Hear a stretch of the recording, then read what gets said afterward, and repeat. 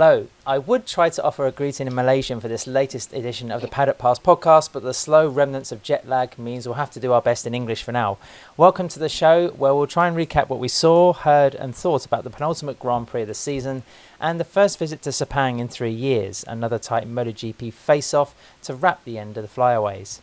Joining me in having unpacked his suitcase is Neil Morrison, a grizzled veteran of Grand Prix in Thailand, Australia and Malaysia in just a couple of weeks now. Which one stood out for you, Neil? That's a good question, Ad. Probably Phillip Island for the racing and for being on Phillip Island. But I also had a fun time in Thailand, strangely enough. Malaysia, I think you're just in energy conservation mode by that stage, aren't you? It's like you've switched your phone to flight mode because you're on 1% battery. That's kind of, you just want to get over the line. I think Australia, Thailand as well were kind of fun weekends. Now, I asked you which Grand Prix you preferred, not which one you thought might get a winner for the IRTA Grand Prix of the year, whereby you name several candidates, as you usually would when you're trying to pick a race winner. But thanks for the feedback anyway. Also running the ragged edge of the clock from Central European time, meaning his coffee machine was bashed harder than usual, as David Emmett. Fair play for all the excellent content on motomatters.com these days, Dave. You must have been swearing while you were typing sometimes. Yeah, sometimes. I mean, I will be perfectly honest. I wasn't getting up. There were certain events for which I was not getting up, but there were others for which I was getting up. So it was, depending on the time zone. It was, do I get up for FP1 or do I get up for FP2? Malaysia's pretty decent. Phillip Island was absolutely brutal. I did actually get up for the race for that, and it was absolutely worth it. That was only with MotoGP though, Dave, right? Because you were watching every single Moto2 and Moto3 FP session through the weekend. Oh yeah, obviously, just and snoozing FP4. through MotoGP. Good. I hope you're up for FP4. I was. No, I can't remember. I'm fairly sure that I was because it's FP4. Shameless promotion time as well in pointing out that ontrackoffroad.com has a new magazine segment out with excellent column writing by all three of us on this call, and a Luca Marini interview, as well as some insight into motorcycling and racing in China, thanks to a catch-up with Zen Zhu from CF Moto. Rob Gray, Polarity Photos' wonderful imagery can also be seen in the post. Our Paddock Pass podcast only just misses Steve, actually, who's on his way back from World Superbike in Argentina, but that means he'll soon be delivering another show with Gordon and Charlie, so watch out for that one. As ever, our output is possible thanks to Rental Street, a firm with a gluttony of accessories and first-class aftermarket parts for your road bike, not just off-road, and the rest of their fantastic collection for motocross. We've also got Fly Racing on board, of course, who have a full and enviable collection of street and off-road gear, protection and apparel. The off-road Formula helmet as well, in particular, is a winner. Anyway, enough from me for a minute. Neil, over to you first. What was your big moment from the Petronas Grand Prix of Malaysia? Well, first of all, Ad, I think it's Salamat Pagi is how you would do the greeting in Malaysia. Oh, you show off. Yeah, but my moment of the weekend was probably in the first race of the day on Sunday. It was that wonderful John McPhee pass on the last lap, going from fifth to first in basically one turn, and then the kind of madness that ensued after that into the final turn. I thought that was pretty magical. John hasn't been exactly having the best of times recently, despite decent result in Australia. We both spoke to him on Saturday, and I think the line he used for both of us was, "I just want to curl up into a ball and cry." He was close to walking out in the team on Saturday because he just felt that his feedback was not being listened to. It was kind of the story of his season. He had been begging his crew chief to make some pretty major changes to the bike. There's no sharing going on within that garage, and he was just completely frustrated with his feeling on the bike and the lack of progress in recent weeks. And then for him to kind of pull it out of the bag like that was a big surprise. Yeah, pretty remarkable. I'd have to say that's probably John's best ride in Moto3, and a fine way to send off because he's leaving the class, obviously, in Valencia. Yeah, it was great that he made the move on turn 14 and then had the whole back straight to negotiate, and then you had a Yuma Sasaki pushing hard into the final corner. And I love John's line about I was either going to win it, bin it, or like take my teammate out. We'll both crash. That was the options on the table, and he managed to take that victory. I think that was the fourth of his career, and like you say, Neil, it was a great kind of reply to what's been a pretty miserable season. I think John missed was it 5 rounds with a broken vertebra, a training accident thing. So it was it was hardly the season he envisaged joining the Husqvarna team there. Yeah, absolutely, and I think it was a nice nice reply to his crew chief, who obviously is losing his job after this weekend. So he'll be maybe doing his own crew chief in Valencia. Dave, we've all been talking and writing about the MotoGP title spat and another Ducati duel, of course, in the front of the Grand Prix in Malaysia. But you've picked another particular dust-up. Because it was reminiscent of a mildly interesting moment in motorcycle racing previously at Sepang. I was watching the... What moment was that, Dave? I'll get to it. I was watching the Moto2 the Moto2 race, and all of a sudden we see Jake Dixon start really getting into it with Augusto Fernandez. Iogura, I think, was way off in the lead. And he managed to throw it away. But we'll talk about that later on. There was absolutely no quarter given or asked between Dixon and Fernandez. They were absolutely knocking 6 shades out of each other, and it really reminded me of watching Marquez and Rossi in 2015. Dixon had he has every right to do whatever he wants. He's there to race. He's there to score for as many points as he wanted. And it was fantastic and very entertaining to watch. He wasn't stepping back and stepping out of the championship fight sort of thing. He just got on with it. And so I really enjoyed that. And I also particularly enjoyed the parallels with 2015. Shall I hit the big red button on Dave for bringing up that subject? Neil, what's your opinion? Put a tick in the column ad. Another episode down and another mention of said race in said year. We're going to get our own drinking game soon. Like you say, Dave, there's 2 schools of thought, isn't there? Dixon's entitled to race whoever is on the track. It doesn't matter if they're going for a world championship or they're 20th place. The other school is that maybe you should be a little bit aware of the surroundings or the circumstances going on around him.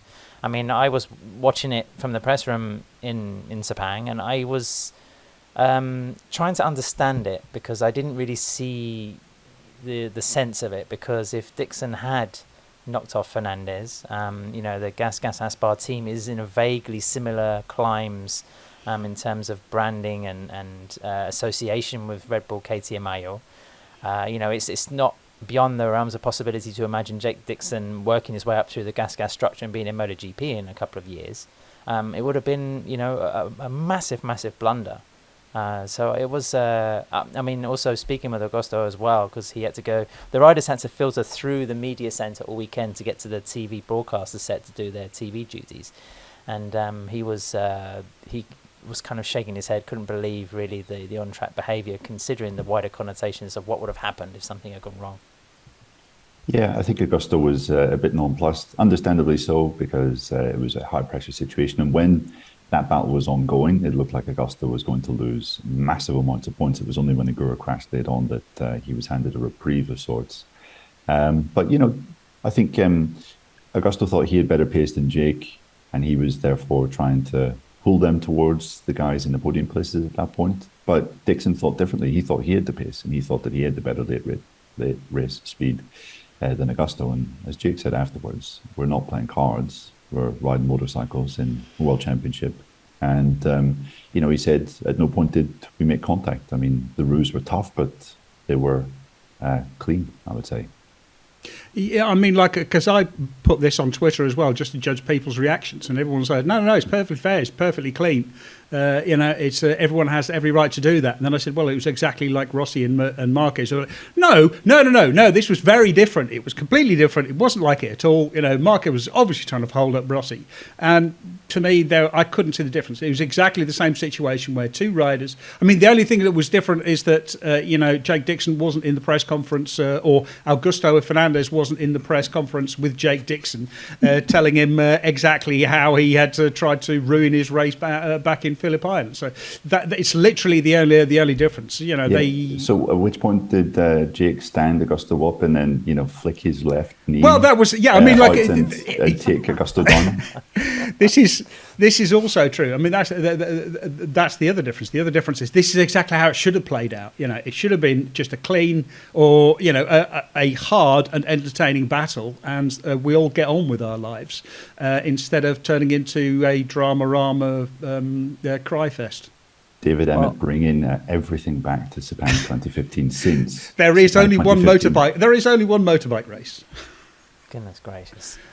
Well, I mean, we'll come back to Moto2 later because, we're talking about, you picked that as your moment of the weekend, Dave, but, I think there was probably a much larger occurrence that happened quite late into the race, that we'll talk about a bit later on.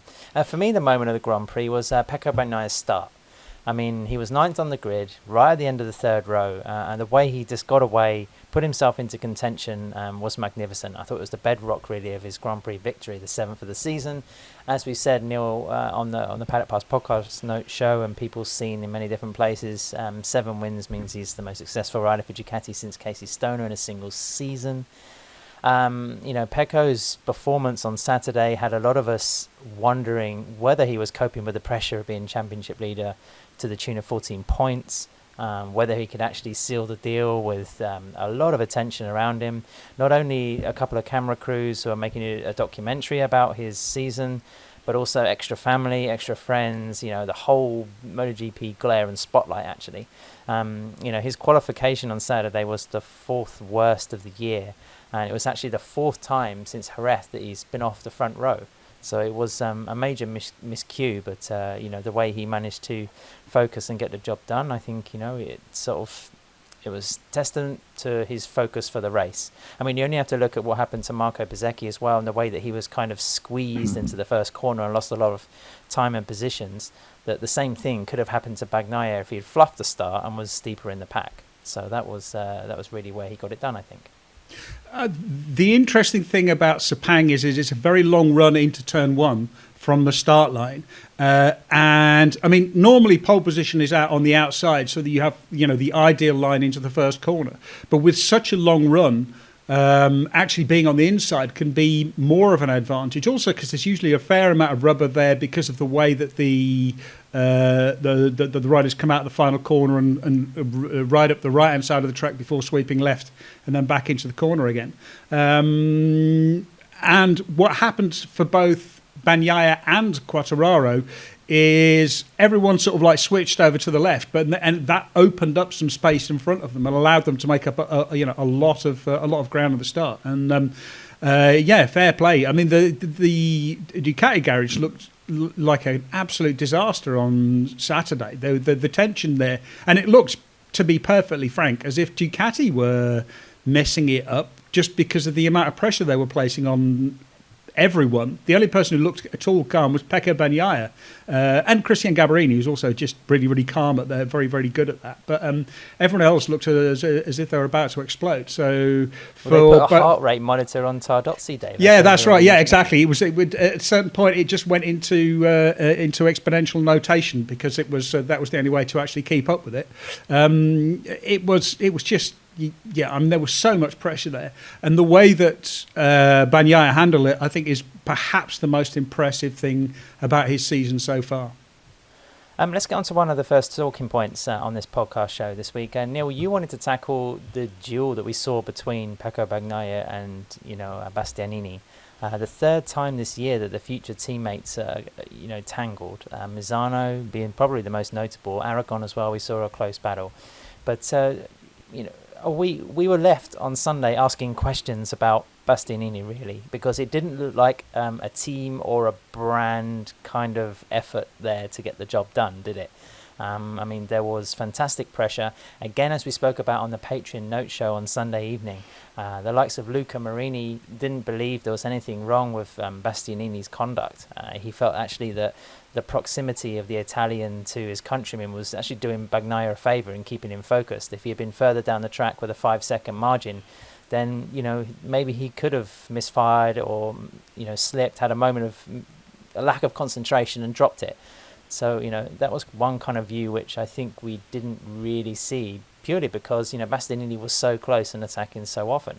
But the question is, should he have done so? I mean, probably not. I mean, I think this is one of the most interesting things coming away from Malaysia. It was that battle at the front, and, you know, whether Bastianini should have been doing that.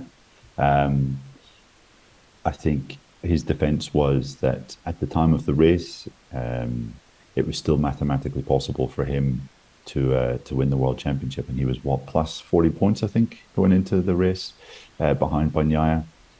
So technically that is true. However, knowing that Bagnaia was second, he was pretty much having to bank on him having a crash to really have any sort of chance of getting back into it. So I think it was certainly a very interesting tactic. I wasn't quite sure what Bastianini was doing, because I thought it was so obvious that he was, for all intents and purposes, out of it by that stage, because it was clear Bagnaia was looking good.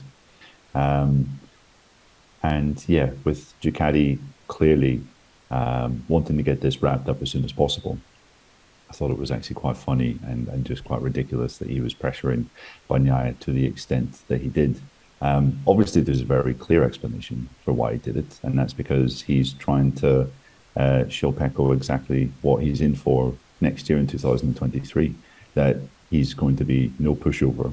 And even in times when possibly the brand should outweigh, or the good of the brand should outweigh the good of the rider, Bastianini is still going to put the good of the rider maybe ahead of the good of the brand, which is absolutely fantastic for us and what we want to see. And I'm not being critical of Bastianini here. I'm really glad that he did what he did, because it kept what would have been maybe a dour race quite interesting, in fact, very interesting, right up until the checkered flag. And I love it because he's showing the kind of the traits of like the kind of toughest, hardest, most ruthless competitors by just sort of shrugging his shoulders at what Ducati bosses might want, and not really paying any attention whatsoever to it. So it's superb for us. It's superb, I think, for the championship next year. It's going to be a wonderful battle. But I do have to think, you know, it was so clear what the right thing was to do, yet he just seemed oblivious to it. So, you know, on one hand, I think it's kind of, he's opened himself up for criticism, but at the same time, I love the fact that he wasn't just riding around behind Pecco and saying, "After you, sir, go ahead and take the win." Yeah, I mean, if you were wondering whether there were any team orders or factory orders from Ducati, then I think it's fairly obvious. You know, Bastianini's behaviour made it perfectly obvious.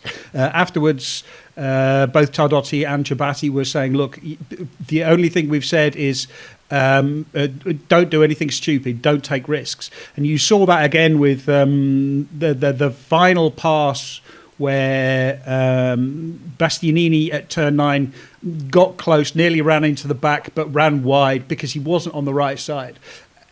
Anywhere else, you know, if it hadn't been for the championship, then maybe Bastianini might have tried to stuff it up the inside and actually, you know, forced Bagnaia wide, but he didn't. But no, I mean, it's clear there are no team orders other than don't knock anyone off. Because the other thing is, you saw the panic once Bezzecchi started catching Quartararo and Bastianini was leading, and then it suddenly became mathematically possible for Bagnaia to wrap it up. And then there was a lot of talk going backwards and forwards, right, what are we going to do? Are we going to stick the board out and all the rest of it?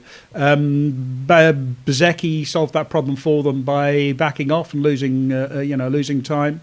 I think it was, I don't see anything wrong with it at all. Bastianini has every right to try and win that race. The most amusing thing for me afterwards was Gunther Wiesinger of Speed Week reporting that Carlo Panat had said that if Ducati want any help, then they can pay all of Bastianini's third place bonuses in the championship. So it was much more about that than anything else, because we're talking about a significant amount of money. I think the numbers are in the order of around €500,000 for finishing third in the championship, and nothing at all for finishing fourth in the championship. So it's quite a big deal.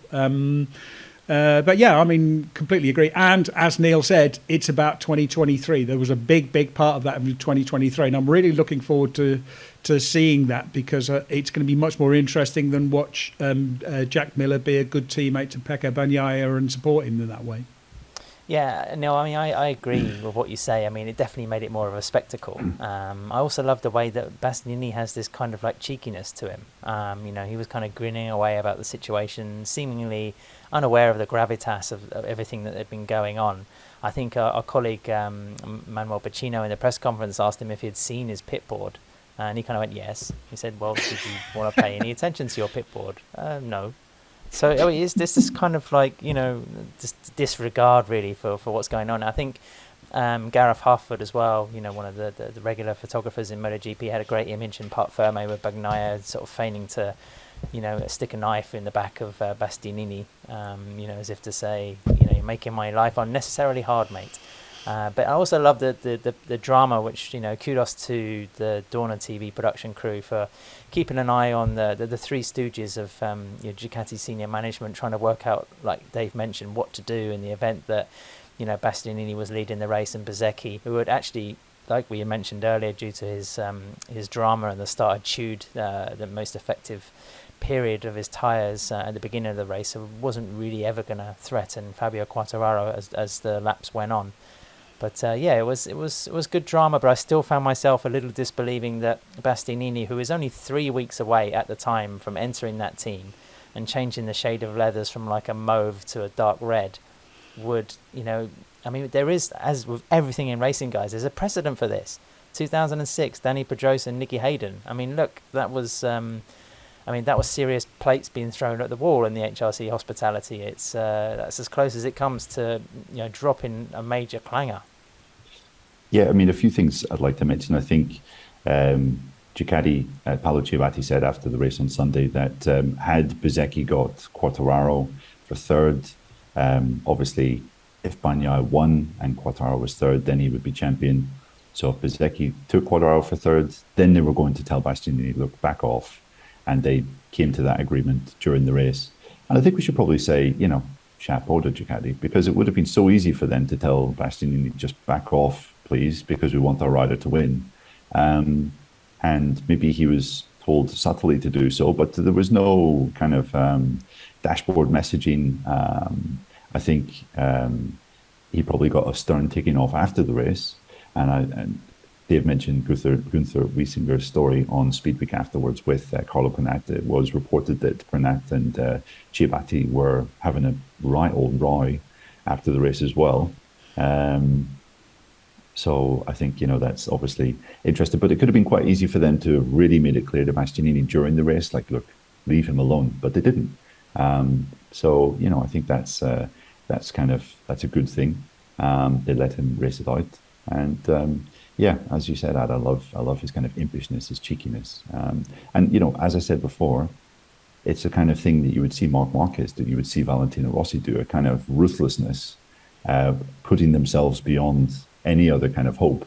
And that's what you need to do to succeed at the very top. I mean, it's, I find it like a quite promising, although not completely savvy in terms of corporate image or being a team player. I thought it was very encouraging for Bastianini's hopes to be champion one day in MotoGP.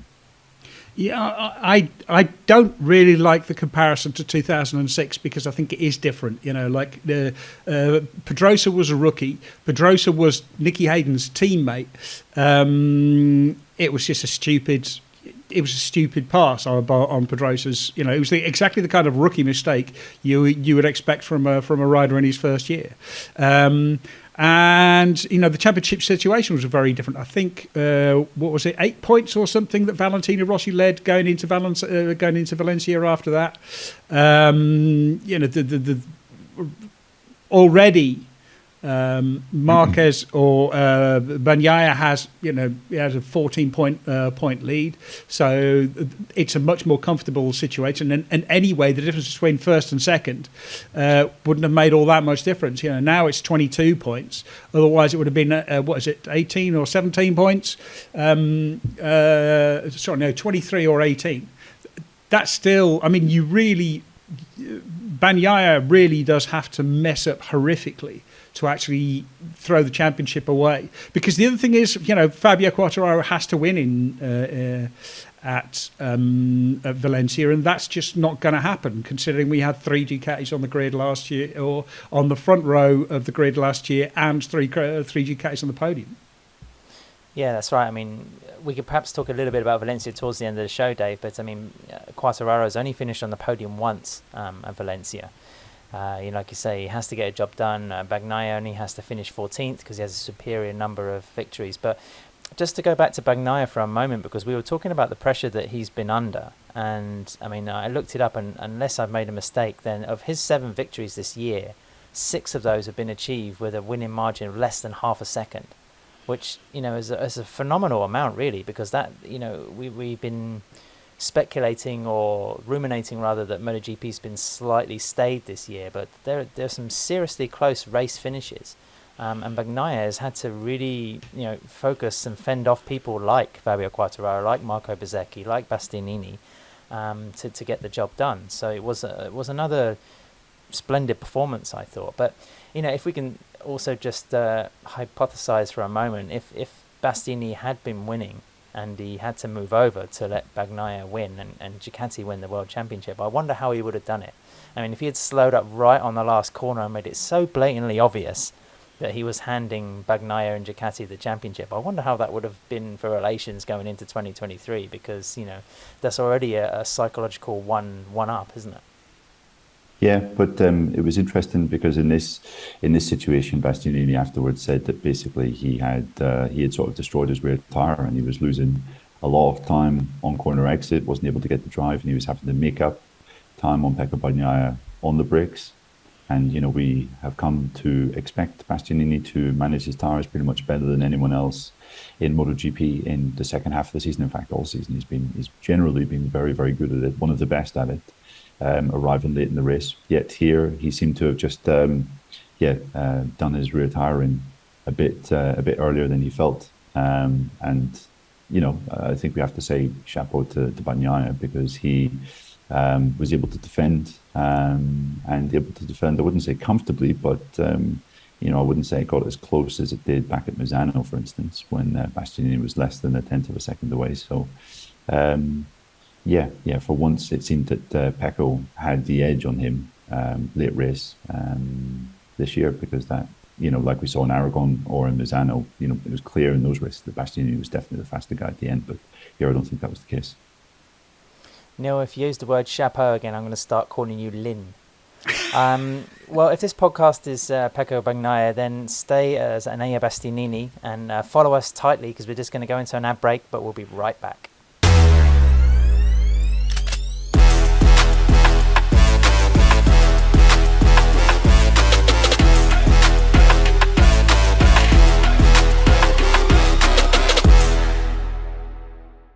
Welcome back to the Paddock Pass podcast, second half. My talking point, guys, I just think there's been some debate. I mean, I've even written about it in sort of the magazine segment this week about the strength of this championship. I mean, we saw Joan Mir come under some criticism in 2020 for only winning 1 Grand Prix on the way to his title. Fabio Quartararo deservingly winning the world title last year. But then this championship, we've actually asked, does anybody want to win it? We haven't really seen any displays of mastery. We've had Fabio Quartararo largely owning the first part of the season, and then Pecco Bagnaia just going on a complete tear. And in fact, if we look back at the story of the year, then the Grand Prix of Germany at Sachsenring was probably the turning point. I mean, that was the last time that Quartararo won. Bagnaia DNF'd. But from that moment on, it's been a complete swap around in terms of the protagonists and what they've done. And I just think it's been a fantastic championship, actually. I think it's been very close. It's been unpredictable. We've had 7 different winners, podium finishers from multiple podium finishers from every brand. I think only Yamaha are the only manufacturer that haven't had more than one rider that's been on the box. And we're going into a final round decider. So I don't think it's been really devalued at all. Okay, we can say that Marc Marquez, the fastest rider in the world, again, hasn't been at his full potential, and it's been now the 3rd season like that. But I think it's been a great story, a decent narrative. What's your opinion? I'm sort of torn. It's difficult. Yes, we're going to a final race decider, but it's pretty much decided. The gap is too big, and it's very much been a season of two halves, because Fabio Quartararo was just sort of like walking away with it in the first half, and as you say, the second half, basically that crash by Pekka Bagnaia in Sachsenring turned out to be completely crucial, because it forced him to sit down and analyse the mistakes that he was making. And since then, he's only made that same mistake once, which was in Motegi, when he was thinking about passing Fabio Quartararo, but then already once he passed Quartararo, he was also thinking about, I think it was Marquez who was the next one in front of him. So he was already thinking about, well, what if I get past Fabio, where do I pass Marc? And that, to me, you do one thing at a time. And Pecco has been really, really good at concentrating on one thing at a time, on the job in hand, concentrating on one session at a time, one race at a time, and in the race concentrating on one problem at a time, and that has allowed him to be just phenomenal in the second half of the championship. He has, he crashed out of Motegi and threw a lot of points away there, but of the 8 races he's finished with a maximum of 200 points, he scored 177 points, which is just insane. It's getting close to Marc Marquez levels of domination. So it's been very odd. And again, this is something that I've sort of been emailing with Dennis Noyes about: is whether is this a good championship? Because also the points total is really low for championship. Normally, championships are won with well over 300 points, but we're going to get to 200 or to 20 races and still be well under the 300 point total. So there hasn't been someone, despite sort of what Pecco has done in the second half of the championship, it hasn't really been someone who's dominated. It's been very up and down. Also, Aleix Espargaro was fantastic in the first half of the year and has just sort of gone to pieces since Aragon, basically. It's been quite odd. It's been certainly interesting. Is interesting the same as good? I really don't know. I genuinely do not know. Yeah, it'd be interesting to know when the last time a world champion had 5 DNFs in one season. I know we're getting up to 20 races. Never in the Premier class. Never. Okay, and also coming back from a 91-point deficit, that's a first. So, Bagnaia, you could say, right, he's at the head of an armada with, all the Ducatis. I know I'm swapping nationalities. I don't remember Italy ever having an armada, but and of course Quartararo, as we've said before on the podcast, has been making this knife gesture right up against his throat all year when he's described how he's pushed the M1 to the most of its capabilities. But I think his results in the last 4 races. DNF outside the points for another DNF, and then finally getting back on the podium for the first time since, goodness, when was the last Red Bull Ring?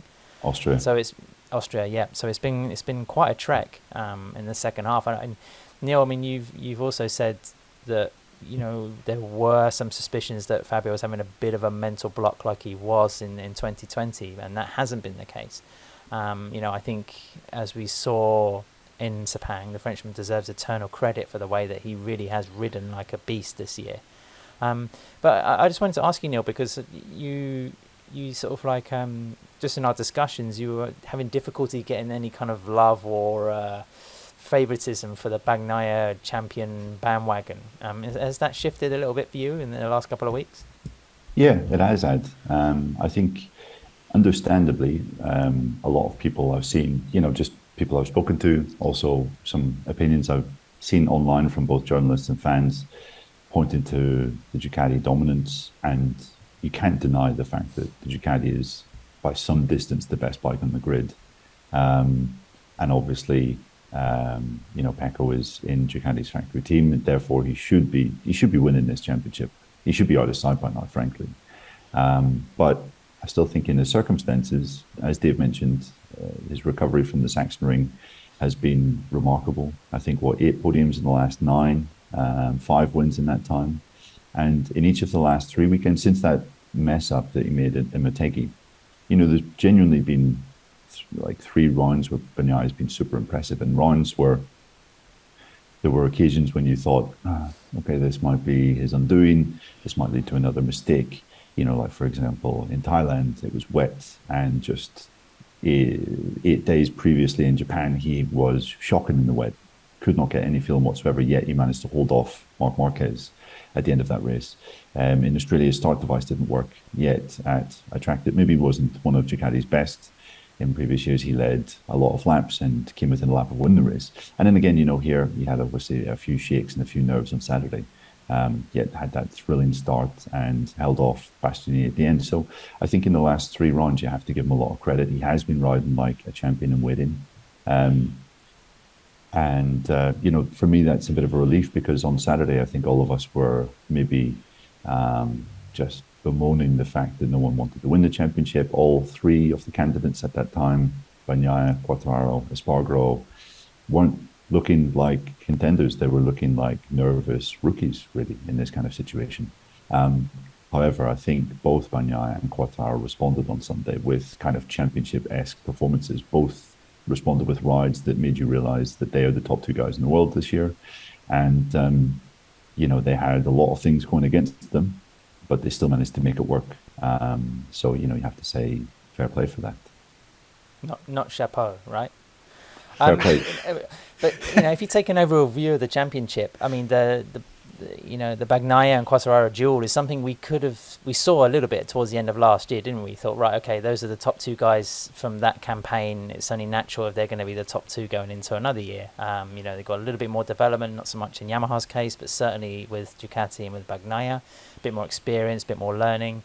But we've also had some fascinating narratives this year, of course, such as Aprilia's resurgence, and then also dropping off ever so slightly as we got to the flyaways.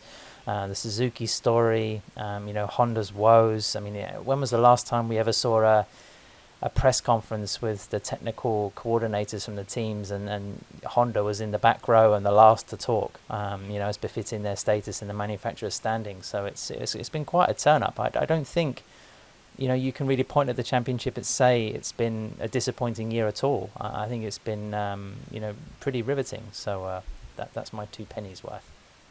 Yeah, I mean, as I said, it's been really interesting. Whether that's, the way that the championship has played out has also made it really difficult to actually sort of, figure out whether it's any good or not, if you like. But just the way it's been that it has played out. And again, I come back to it. I think Sachsenring was absolutely pivotal. It was pivotal because Pecco Bagnaia started off the season looking a lot like the end of last year. And he completely turned it around. The end of last year, he was really, really fast but prone to mistakes. And after the Sachsenring, he just stopped making mistakes, and that's just really impressive. I think maybe the best way of gauging how strong a rider has been over a year and comparing it to kind of former glories is just by looking at the average points haul from the champion each year. And in the Michelin era, if you look at it, I think it's quite interesting. You've got the championships that Mark won from 16 through to 19. His average was 16.5, 16.5, 17.8, and then 22 average points per race in 2019, which was his best ever season, one of the most dominant seasons we've ever seen. So that's a bit of an outlier. But then Mir was 12 points on average when he won the championship in 2020. Fabio was 15.4 last year. So not that far off what Marquez was kind of achieving in a few of his championships. This year it's been 13.5, so pretty low, I would say, in kind of historical terms. So yes, in that sense, the level is quite low. But when you sort of take into account the start of Bagnaya's year and then consider the point that he was 91 points behind for Fabio at a certain point and has managed to reverse that to 23 points ahead, then I think, you know, his recovery has been really strong. I mean, it's the best recovery ever. I think the previous biggest fight back points wise in the championship was something like it was I think like 50 points or something. 92 was it with Wayne Rainey and Mick Doohan. So you know, Bagnaya's 91 points is massively you know, the biggest comeback in terms of points in Premier Class history over a season, and that, you know, I think needs to be credited as well. Like you said, the best bike on the grid is the Ducati, Neil. I mean, that's down to a number of factors. Of course, Gigi Dall'Inga, but also it shows the real weight of numbers, the usefulness of data, and getting everything crunched and moving on. Dave, I know you wanted to talk a bit about the Desmos Adichie in particular, but a rapid question for you both: is this championship more about Bagnaia winning it, or from Quartararo dropping it? Bagnaia winning it, I would say. I think Fabio sort of. Yeah, if he sort of crashed out at Sepang and then crashed out at Valencia, maybe you would say he kind of blew it. But I think the fact that the odds have been stacked against him all season long, and that he still managed to take it to the final race of the year after a bit of a wobble, yeah, I would say, you know, Yamaha were never really in a position to say this is ours to lose. Yeah, I mean, to me. It's really complicated. I think it is specifically about Bagnaia winning this. Yes, the Ducati is the best bike on the grid, but also, like we keep saying, the Bagnaia's performance in the second half of the season has just been absolutely, you know, phenomenal. There's just no other word for it. You know, like okay, he's what was it, 13.5 on average points, but you know, the second half of the season he's got to be, you know, well over 20. I haven't done the maths, but you know, it's just a ridiculous amount of points that he scored. In a way. And this sort of brings me on to my point. The thing that I wanted to talk about is that it's almost a surprise that Ducati haven't wrapped this up earlier.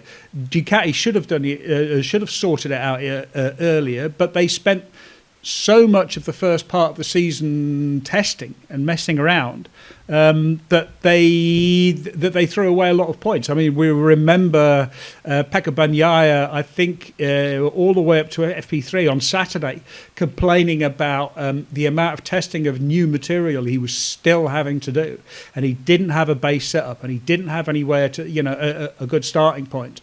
Throwing the bike away, taking out, I think, Jorge Martin in the race just because, you know, lost the front because they didn't have a really stable base setup.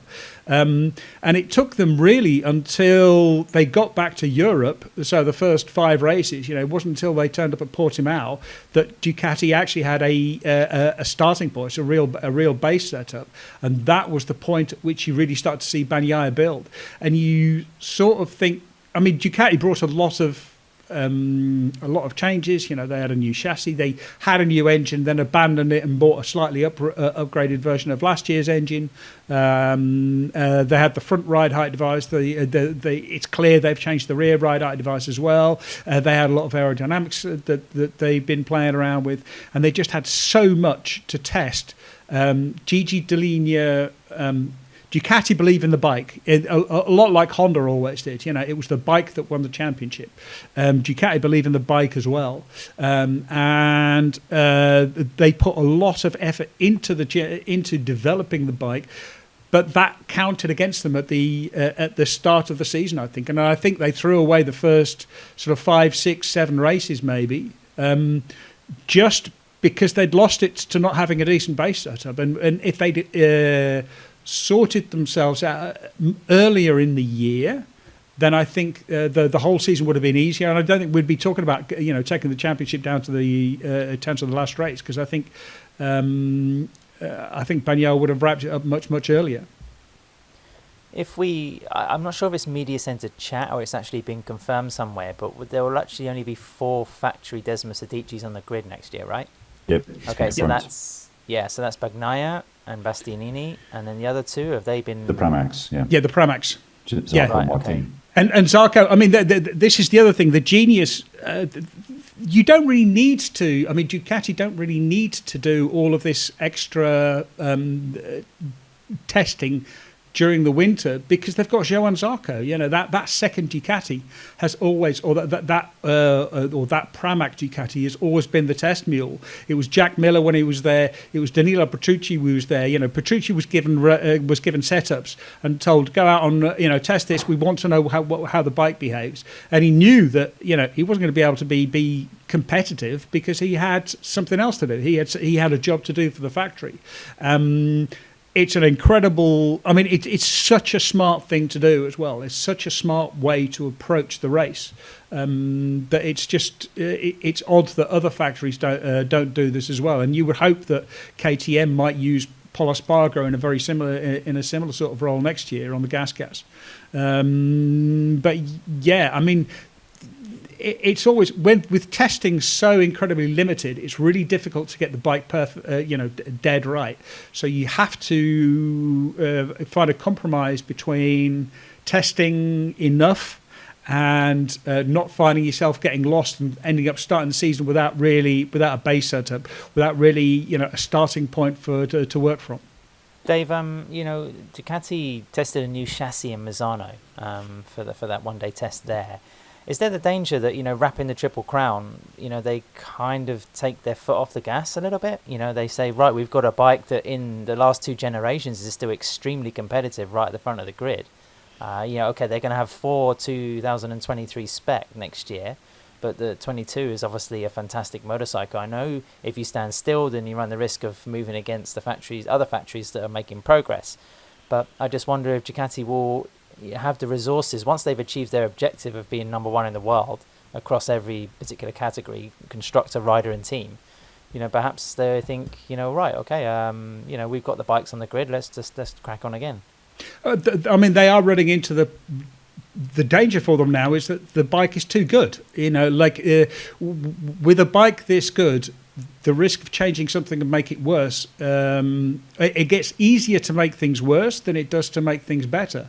So it can be the real risk. And Luca Marini has been saying, I think after I don't remember if it's the Misano or the Barcelona test, and we asked Luca Marini, so what do you think, what's the one weakness that Ducati needs to work on? And Marini was saying, nothing, it's fine, it's perfect. Don't touch it, leave it alone. It is a very good bike. The new chassis is supposed to help the bike turn more. The bike already turns very, very well. Also in combination with Bagnaia, especially with Bagnaia and Bastianini's riding style and the new rear Michelin, they've really figured that whole thing out really quite well. The new chassis is another improvement. It's going to be lots and lots of small improvements. The thing is, for the other factories, they are a long way behind, and so they can make much bigger steps. Look at Yamaha. Next year's Yamaha is going to be much better because they're still basically riding what is a 2020 bike, and they've got a much faster engine. And Honda they changed their bike completely and have got completely lost, and so they just need to go back and start working methodically, which is why Marquez has been doing so much testing. So yeah, it's a risk that Ducati could lose their way, but I think it won't really matter because they can always go back to the 22 setup. They can, if worst comes to the worst, they can just throw all their 22 bits or the 23 bits away, stick the engine in a 22 chassis, and away you go. Yeah, I think you were saying there, Dave, about Luca Marini. He was saying again at the weekend that Ducati just needs to try and not reinvent the wheel over the winter and make small, tiny improvements because the package is already so good. And whether their early season approach or their approach to testing a new bike and testing a lot during the first runs of the season, whether it's been justified. I mean, I guess the end always justifies the means. You look now, and I think all 5 GP22s on the grid have riders that are capable of scoring podiums in many races. You just had to look at the Phillip Island race to see what 5 of the 5 Ducatis inside the top 7. It would have been 6 inside the top. It would have been 6 probably in that lead group as well if Jack Miller hadn't crashed. Perhaps knowing the issues that Yamaha were in, the fact that Yamaha had stood still, perhaps it was an educated risk on their part through the preseason to continue developing and pushing these new kind of types of technology through in the first part of the year. But in any kind of normal year, Bagnaia being 91 points back by the time of the German Grand Prix, that would have been good night. I think they've got very, very lucky that their main opponent, Fabio Quartararo, the best rider, that is not on Ducati, has been on essentially a bike that is very similar to what he was running a few years ago. So yeah, they got very, very lucky. It was a massive risk what they were doing. It's probably going to pay off. It's more than likely going to pay off. But yeah, they got lucky. As you said, Ducati have had weight in numbers, but then it is also possible to develop a Grand Prix winning motorcycle when there's just 2 of them. As we saw with Alex Rins's fantastic performance in Australia, the GSX RR is still incredibly competitive. And Aprilia made great progress this season, even though there was only 2 of those machines. And then if you look at KTM, there's double the amount. There's 4 of them, but having 2 rookies on there, again was probably, I guess, if you're going to be critical, different mindsets, certainly from the second half of the season, then it hasn't really accelerated anything in the RC16 to make it a more predictable motorcycle, no matter what the conditions in terms of being competitive. So it can be a bit of a mixed bag, and I don't think the biggest question I think will be over Yamaha next year. They're just going to have 2 bikes on the grid. How's that going to affect things for development? And Fabio Quartararo is going to have a lot of questions. Franco Morbidelli is going to have even more questions. Probably the hardest season of his career. And he was another one in Sepang who was making some pretty heavy moves, I think, trying to show how aggressive you actually have to be on the M1. And Cal Crutchloh's been a bit of a revelation, certainly for us, when he's come back into the racing mold by describing what the Yamaha actually is like to ride, from being one of the most user-friendly, versatile, or generally usable motorcycles in recent years. It's now one of the toughest actually to exact the final drops of performance that these guys need to get to the front. But in terms of getting the last bit of whatever usable product you have out of whatever's underneath you, that's a very crap way to head into the next section of the podcast. So I'm just going to say we'll talk about our winners from the Grand Prix of Malaysia. Neil, you're first. Who was your particular victor?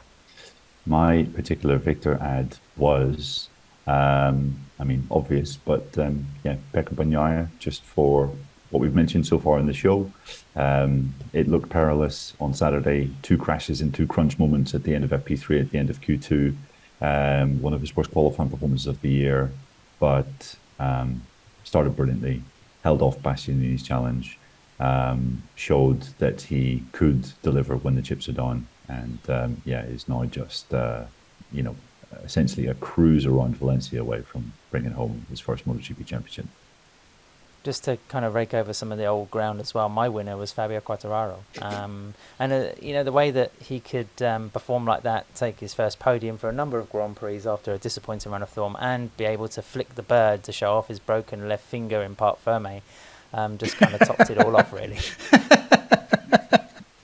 Yeah, exactly. Lawrence Baz got fined for that in World Superbike, so it doesn't really seem fair. Yeah, honestly, the rides by those 2 were exceptional. Genuinely, some of the best rides I think we've seen both year from both of those 2. They were just outstanding, especially from where they were on the grid.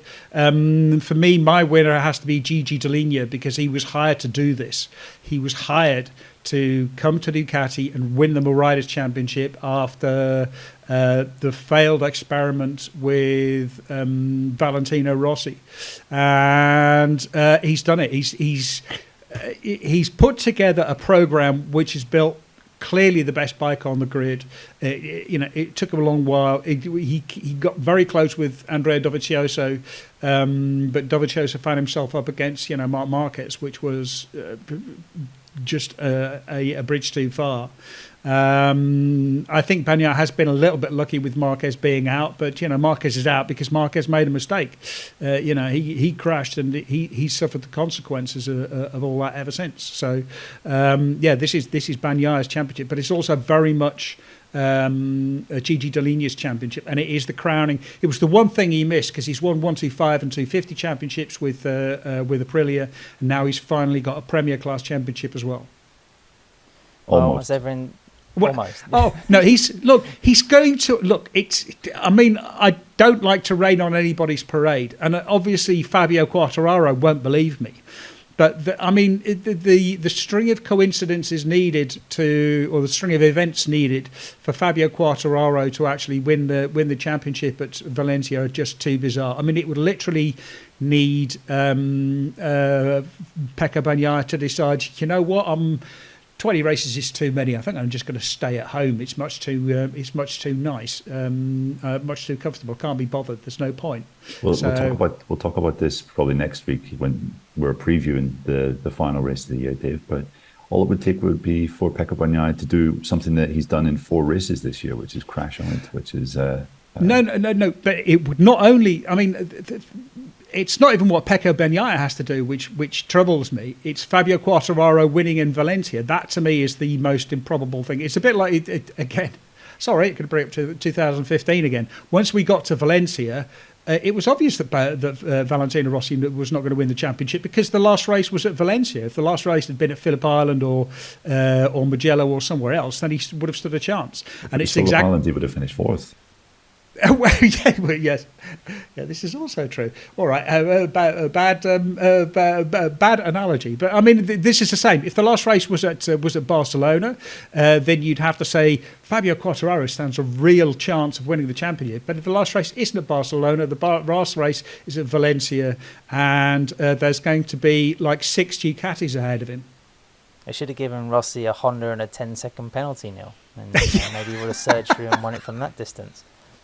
Well, as ever with any Valentino Rossi in Malaysia, there's a Marc Marquez. Where there's a Jake Dixon, there's an Augusto Fernandez. And where there are winners, there are losers. Me first, my loser from the Grand Prix last weekend is Jorge Martin. He was in a fantastic position to escape and win that Grand Prix.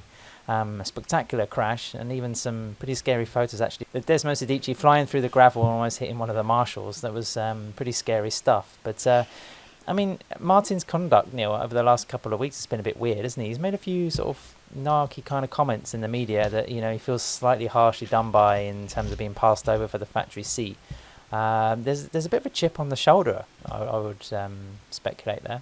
Yes, I don't think you would be speculating. I think you would be telling the absolute truth of the situation. And he's pretty much made it as blatantly obvious as anyone could hope to imagine.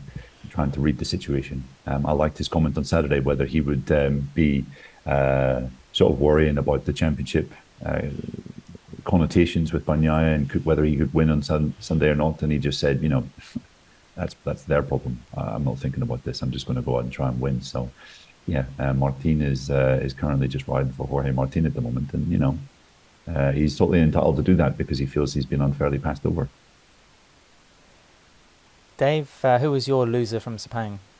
My loser from Sepang is Aleix Espargaro because this was the point at which the championship was gone and he just had a miserable weekend. He's just had a miserable time all along. I think we're at the point where winning a championship is hard. It's really hard. And it takes a lot from a factory as well. You have to put together so many different things. And this, I think, is where Aprilia have fallen down. They were not prepared, not really thinking about, where they were going wrong. They were not really thinking. They were not really expecting to be in this situation. I think they're going to learn a lot of lessons from it. In terms of bike development, having everything in place to be able to be competitive right up to the last race. Because in previous years, basically, there's been a point at which they've known that there's no point, and they can start to focus on next year. And so the whole of everything has been built up around that. And I think also the fact that this is the first year that Aprilia are running their own team. Gresini have split off and their own team. They lost a certain amount of expertise there as well. So to me, that I think is what cost Aleix the championship. I think Aleix he's been fairly invisible really these past, for most of the flyaways. Yeah, the flyaways have been the crucial stage for Aprilia, haven't they, Dave? I mean, it's Spargarone's media debrief was frustrated. You could see it was written all over his face. The way he was speaking, there was agitation. I think for so long in 2022, he said that they're living the dream in Aprilia. They used to party when they had a sixth position. Now they're podium regulars, they're championship contenders, and I think it's just been a little bit of a bitter pill over the last fortnight to accept that it's not going to finish quite as strongly as it started. So, but anyway, without any further ado, Neil, like a Mo Salah cross straight over to the head of Darwin Nunez, I'm going to set you up for your loser. Who are these people? I don't remember them. Are these Moto3 riders? I don't pay that much attention to Moto3. Cup div. Right, yeah, okay. So my big loser is, I think, probably the most obvious one from Sunday, which is Aigura crashing inexplicably, in some respects, out of a victory when he was ridiculously well placed to finish second. Second would have extended his championship to a very healthy number. But he decided to risk it all and try and attack Tony Arbolino into turn 9. Aigura is a really strong breaker, and I was sort of looking at his race and thinking all he needs to do is wait until turn 15, and Arbolino's not going to have much of a chance to respond to that. But he kind of it seemed like he caught Arbolino quicker than he was anticipating, and then just did a bit of a rush job, outbrake.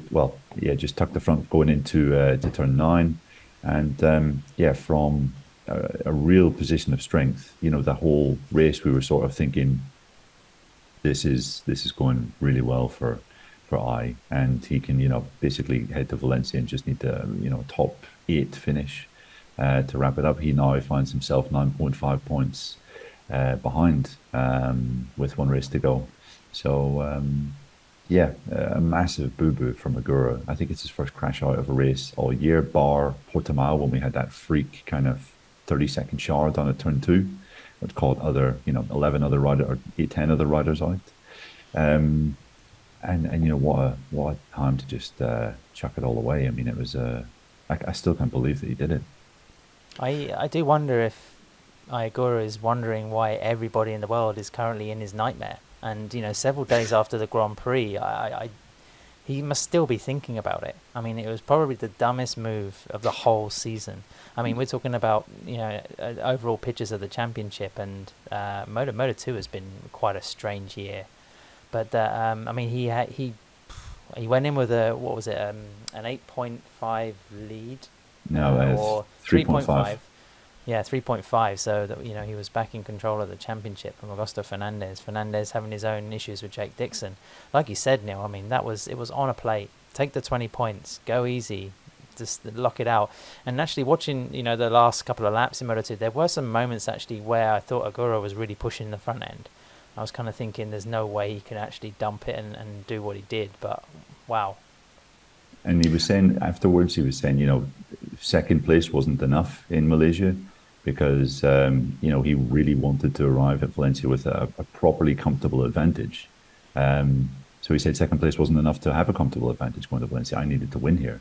So what that says about his prospects of winning now, that I think that shows that Aigura maybe doesn't look at Valencia favourably for the conditions that there are there. We know that he's maybe not the strongest rider in really cold conditions that we sometimes have there. So Yeah, it's the pendulum has been swinging back and forth between the pair for the past couple of weeks, and I wouldn't say it's swung decisively yet to Fernandez, but you have to say that's a if Fernandez can't wrap it up from here, then he frankly doesn't deserve to win it overall. The thing is, like, nobody goes into those sort of corners expecting to crash. They expect to be able to. They expect to come away with it. So of course you're going to try. And I think no, Dave, no, you're a second position. You take the championship lead. You don't need to try it. Like Neil said, if you're not confident in the next race, then you have to try and get as many points as you can. So yeah, you're going to try it. And I think the mistake was at turn 9, and this comes back to a point with Bastianini. I was talking to Peter Bomby earlier today, and he was like saying he didn't understand why Bastianini tried at turn 9 when turn 14 was right there. There is, because of the way that turn 14 works, you've got the long right of turn 13 where people are taking a very wide line, so there's always a door open, just as we saw with Franco Morbidelli.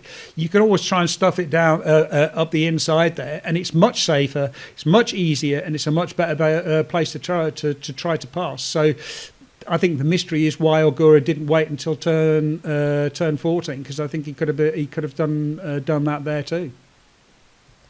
I mean, there must be a serious level of disgust for Valencia. I mean, it's not like Augusto Fernandez is a serial winner at the circuit. If anything, you would think that Fernandez is going to have even more pressure now. But yeah, incredible scenes from Moto2. Well, that pretty much brings the show to a wrap, guys. Thanks ever so much for listening. Send us any feedback through Patreon channels or wherever you get this podcast. Also on Twitter, you can find us on Paddock Pass Pod. Send us any comments. We'll be back with a quick show next week just to preview the final race of the season, but also listen out for the World Superbike shows we mentioned from Argentina. That's all for now. Thanks for listening.